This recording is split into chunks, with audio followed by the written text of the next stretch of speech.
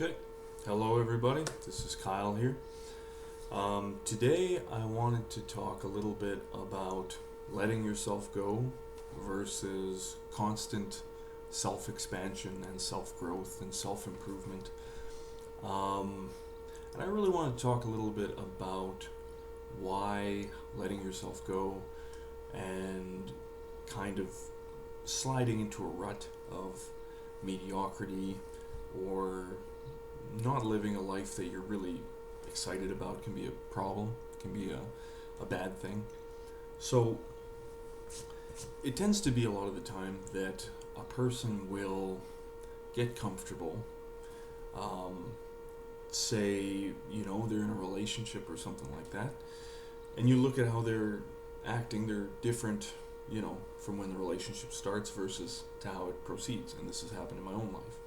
That at the start of the relationship, you're single, you're working on your career or school or something like that, you're putting in a lot of effort and you're doing a lot, you're going out a lot, and you meet this person, and you're exciting, they're excited, everything's going great. And then, this kind of thing keeps happening. Your life keeps going at that rate. But then once you get in a relationship with this person, you kind of fall into a little bit of a rut, and a couple years pass, you're spending all your time with this person, you're not going out as much, maybe career-wise, school-wise, you have stopped putting in as much effort, you're kind of just floating, you're kind of just at an equilibrium, doing the same thing. And what ends up happening is maybe, you start getting a little comfy. You don't go out as much. You're not socializing as much with new people. Maybe you're spending more time watching Netflix or playing video games or just kind of relaxing at the house, and things are getting comfortable. Maybe instead of, you used to be very into your diet and you used to work out a lot and stuff like that, and then, you let it slip, here and there. Like, you say, I'm going to stay home today, I'm not going to work out. Or, yeah, if I eat another cookie, if I have another piece of cake, what's the worst that could happen? But then give it another year, and then you're kind of even further into the comfort zone where now you don't hang out with any of the friends you used to hang out with. You've been at the same job, and you're not improving or wanting to improve at that job. You're not wanting to put in any more effort.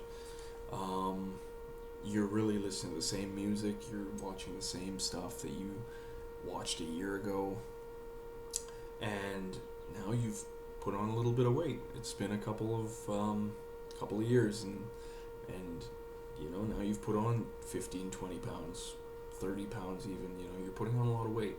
And this is kind of what can happen with life, because we, as human beings, we have a couple of different main goals that we have, or a couple of different ways of responding to the universe, responding to the world.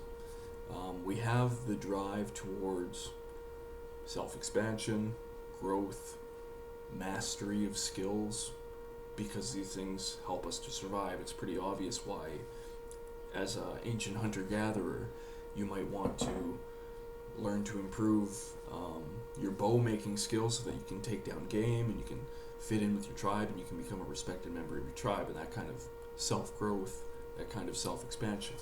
So we have that on one hand, and then on the other hand, we've got this drive towards comfort, to relaxation, conserving energy, not encountering new things, not encountering scary things, not encountering anything that will put us into a new and unknown situation. We want to relax, and in the sense of relaxation, we kind of let our mind go, and it can be very therapeutic to get comfortable, to not do anything. And so if we've got these two basic drives in our world, we've got the drive towards comfort on the one hand of getting comfortable, just not doing anything, and then on the other hand we've got this drive towards self-expansion and growth and constant improvement of our situation. We've got that drive, the different ones. Sometimes it can be kind of finding a balance between the two. You know, I think we all know the person who's way too type A, you know, that they're constantly wanting to self-improve. You know, they work a job where it's like 60-hour weeks, you know, 70-hour weeks even, and you know, they go to the gym like crazy, and they're constantly reading books on how to improve themselves, and they're improving themselves, and that's a great thing. You know, they're getting themselves out of their comfort zone, they're working towards things, they're trying to be the best and master the world and be great, and I'm not going to denigrate that in any way, because I think that a lot of that is healthy, and even when it's not healthy, it can still be something that can be really good for you. You know, a lot of people, you know, in med school, it's not easy to just relax and do nothing in med school. It's many years of a lot of really hard work, and putting in all that work and putting in all that effort, yes, it can be stressful, but the outcome is that you've given yourself this profession that pays a lot of money, is really fulfilling for a lot of people, and has given you a big project to work towards. So knowing that kind of type A person, that like they're going to work really, really, really hard at self-improvement, at doing better in the world and stuff like that, that's, you know, that's not necessarily a bad thing. And even when it becomes unhealthy, we can think of the person who they're working, you know, 70-hour weeks, something like that, and they can cut off their family, cut off their friends, they don't socialize. So this kind of self-improvement, it can get unhealthy. There's an aspect of doing it where it is unhealthy, where it's not giving you a holistic kind of growth. Instead, you're fixated on like a career or something like that. So we can see that like this kind of type A thing can be unhealthy. On the other hand, there is the opposite person. We can think of this person who they have really let themselves go. You know, they've gotten very comfortable, and perhaps there are okay things to this. You know, think of somebody who is retired. They've worked their whole life. They worked really, really hard, and now, you know what? They eat some cookies, they eat some cake, they sit around, they watch TV, and they're enjoying themselves. They're letting themselves relax and enjoy life. Okay, fair enough. That's cool. I'm not gonna say that's a terrible thing. Necessarily, it's not necessarily a bad thing to want to relax. You know, like when you're on vacation, you know, you go on a cruise, you go to like a Mexican resort. Like I went to a Mexican resort, and you know, you go on the beach, you sip some margaritas, and you relax, and that's not necessarily a bad thing. That can be a good thing as well. But at the same time, I think we can see how perhaps there is an element to that kind of lifestyle that can be negative. So, you know, when you are letting yourself go physically, you're putting on 15, 20 pounds, something like that. You're not working out, you're not putting in any effort into a hobby or into a career, say even if you're retired, there's an element of that can be a negative thing that I would say for many people is not the way that they should be living life. I think it kind of comes back to why you're doing it anyway. Are you really satisfied with what you're doing? And this applies to both the type A person who's working 70 hours, who's like putting in all this effort, and then you've got the person who, you know, smokes pot and is unemployed and does nothing and is putting on weight and stuff like that. And you know, if we're really like looking at like how they feel about their life, like the type A person might not necessarily be happier or even more fulfilled. Like, um, I've heard in the Asian community, you can get, you have the tiger parents that push you into like a super, super difficult job and trying to be the best. And you gotta learn piano, and you gotta learn violin, and you gotta learn 3 languages, and you have to do this, and you have to do that, and you have to work all the time, and you never have time to relax. Are these people necessarily happier? Are these people necessarily more fulfilled? Some of them, yes. Some of them, no. Some of them probably are not as fulfilled. They actually, probably a lot of them feel stuck in that situation, stuck in its own kind of rut, because a rut is really something that is a way of behaving that you are stuck in and you can't get out of. So a lot of time when you think of like a rut, like you're stuck in a rut, we often think of like, okay, you're stuck doing a job and you don't talk to people and all this stuff. And yes, that is a rut. But I would almost say that even a successful person can be in their own kind of rut, where they are kind of a slave to their circumstances, a slave to their situation, where they can't get out of, this path that they set. Like a lot of people, it's like, for med school or something like that, or like, it's like, I chose this path, I chose this career, and now I can't get out of it. I would consider that a rut. You're on this path that isn't completely fulfilling, is not what you really want to do deep down, but you're still kind of stuck in it. So there's that. And then, of course, the guy who smokes pot in his mom's basement doesn't have a job. I think we can all recognize that kind of person, there are problems with that approach, what if your mom gets sick, and are you going to be able to provide for your parents, like, if they get older? What if you want a family in the future? Can you afford the kind of lifestyle that you want?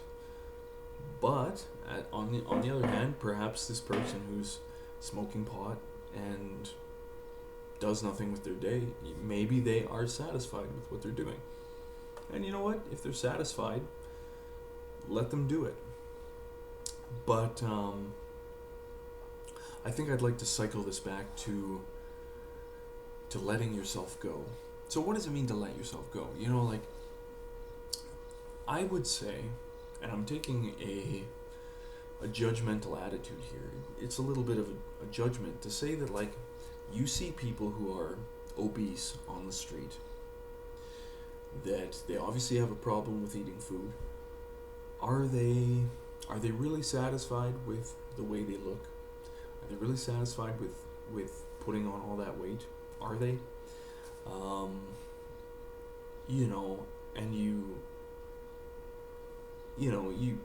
have to keep in mind that they are the way they are because of their circumstance. I am the way I am because of circumstances that led to me being here and who I am, right? But still, like, you look at a person who is obese and you think, are you happy with the way you are? Would you prefer to be obese versus at a reasonable weight, or working towards a reasonable weight? And that's I think a lot of people are afraid of making judgments about generally how people act and what people generally want. And I think, a lot of people have this kind of live and let live attitude of, like, well, that homeless guy, he's probably, he likes being homeless. It's almost like a just world fallacy of, well, this person is in this circumstance because they want to be in this circumstance. Oh, that person works minimum wage because they want to work minimum wage. And so you take this opinion about random people, but then you can also, and then you have that opinion about, okay, well, this person is a doctor because they wanted to be a doctor. A person gets what they want. And there is an element of truth to that. There is an element of truth to a person's situation happening because that's kind of what they want. Doesn't always mean that's the case. You know, if you see an immigrant working a lower wage job, you know, like here in Canada, a lot of people come from, you know, India and Africa and places like that, and they have like bachelor's degrees, master's degrees, and yet they have to work janitorial staff or Uber driver, delivery driver, things like this. Is that what they're really wanting? Probably not. You know, they're probably working the job that is available to them. On the other hand, there is another perspective to keep in mind, that hard work and determination and a little bit of self wanting something really badly and actively being persistent in trying to get it can often, not always, but can get you closer to that thing.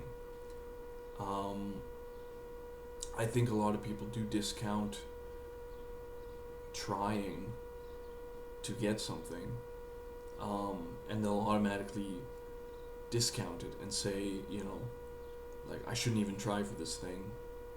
When if they actually did try, then they could kind of find a way in. You know, it's like, you know, wanting a really good job. If there's a job you really, really want, you know, in an industry you really, really want, and you want it bad enough, and you push past the fear in your way, so you have this fear barrier that's stopping you from pursuing this job that you really want. If you're capable of getting through that barrier and actually doing what you can to, like, try your best to get into that job, it might work out. It might not, but it's really impossible to get anything without trying. You actually do have to make some kind of effort to try for something before you can get it. But, you know, I'm getting a little bit off topic. I'd like to circle back to letting yourself go. So I had that example at the beginning of, you're in a relationship. At the beginning, yeah, you're working really hard, you're single and you're hanging out with friends and you're maybe traveling and all this stuff. But then after a few years, you get into this rut of, you know, you're in this relationship and things are comfortable and stuff like that. Okay, so let's talk a little bit about being in a rut and letting yourself go and things like that.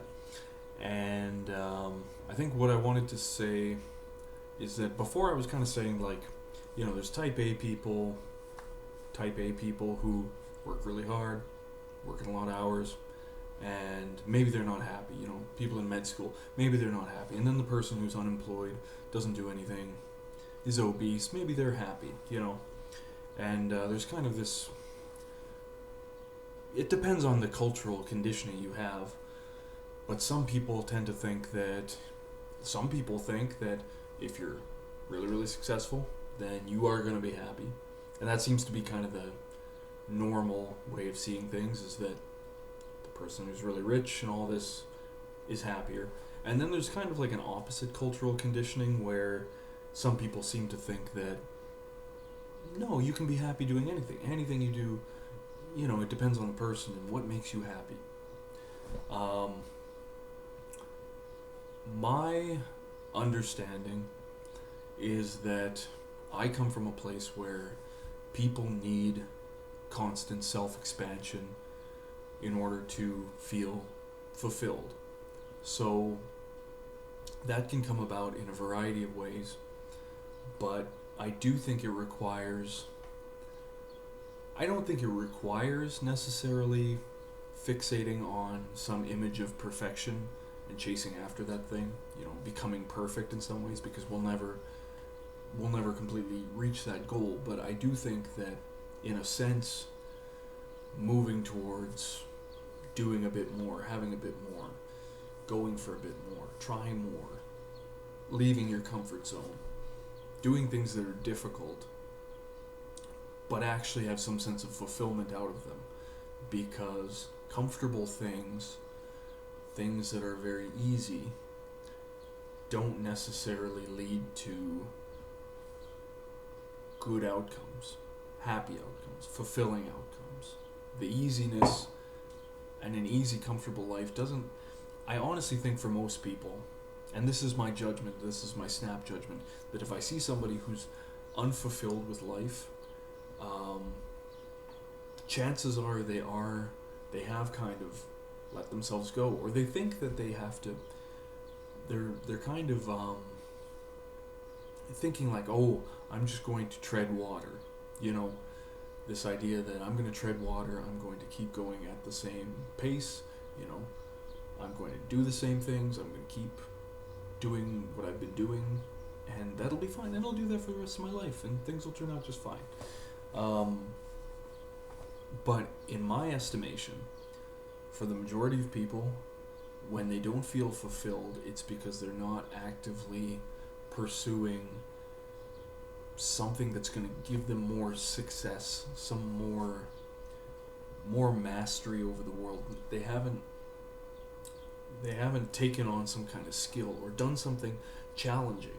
People need challenge, you know, and if you leave yourself to be just pursuing what you've always been pursuing, it's not going to make you happy. And I'll go into this in another video, but there's this general idea that I've kind of hit upon that I think really makes sense and has resonated with me, is this idea that there is no end point. There is no point where, okay, I'm in a relationship and now everything's fine. Now everything's good forever, and I can let go and I can let life keep going. That, no, it doesn't work that way. You know, oh, I'm going to get married. Oh, I'm going to get this job. Oh, I'm going to get this car. I'm going to get this house. I'm going to have kids. And once I have these things, I can let go, and life will just, it's like the end of a movie, and you just sit back and you just enjoy the movie. That's not the way life goes. In reality, there is no end point in human existence, and every day, kind of in a Sisyphean way, like Camus talked about pushing the boulder up the hill for eternity, every day is an exercise in self-expansion, is an exercise in pushing a little bit further beyond what we know, what we've seen before, and doing something new. So tying this back in with the general idea of today's video is the idea of letting yourself go, is that a lot of people get onto this downward spiral, you know, this downward thing where they start eating more, they start letting go, and just in general ways, it's kind of like they're looking for something that's going to help them sleepwalk through life, and, you know, eating that piece of cake, it's just they can forget about their problems, can forget about their troubles, and it's like all the stress lifts off of them for like those 5 seconds, and then it comes right back, and like, okay, you are where you were right before you ate the piece of cake. Nothing's changed except you had that like 5 seconds of bliss. Well, if you can get through not eating that piece of cake, you know, working out, which requires energy, tackling something that causes you fear, and facing that situation, then you can improve beyond that, and you can keep going. And it's a really interesting thing once you actually start getting into more of an upward spiral rather than a downward spiral. So that's my topic for today. Thank you for watching. Bye bye.